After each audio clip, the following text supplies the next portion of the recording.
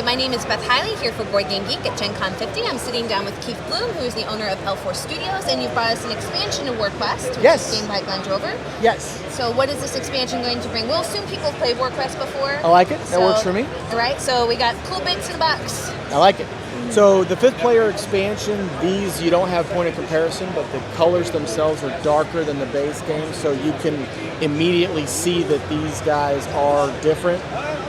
These are the experienced units. So what we did is we did a rule book. It's the companion rules. So one of the bits of feedback we got in the first game is the rule book needed some more pictures, the layout was a little bit confusing for people, so this does it alphabetically, lines up really well. So this to me is like now the go-to rule book. What was added is the experienced units. You can train units as a result of combat. You can get these guys, and what happens is when you get experienced units, they roll a different die. So one of the other bits of feedback was people wanted combat to be bloody. This game called Warquest, they want more war, we're going to give them more war. So what happens is these die all have an icon that represents one of the races. So for example, this fat blade represents the orcs, that's the satyrs, etc. So each one. So what happens is when I have experienced dice in a particular rank that's fighting, I'm rolling one of these die in place. So the more blended experienced races I have, this die, like if I had all races, this would be an automatic hit. So it's increasing the likelihood of a hit. The red die are a representation of the Warrior's Elite Guard. So one of the other things that you can do in the game, send your warlord on a quest. He goes to a location. Yeah, exactly. And he goes and accomplishes the quest, and then he actually has an additional die that rolls when he's leading an army.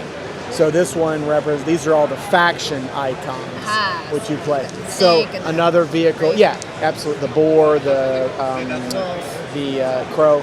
So this is a vehicle to add more damage in the game for that. So that's what those do. I think that's it, actually. You wanted 3 minutes? That's 3 minutes.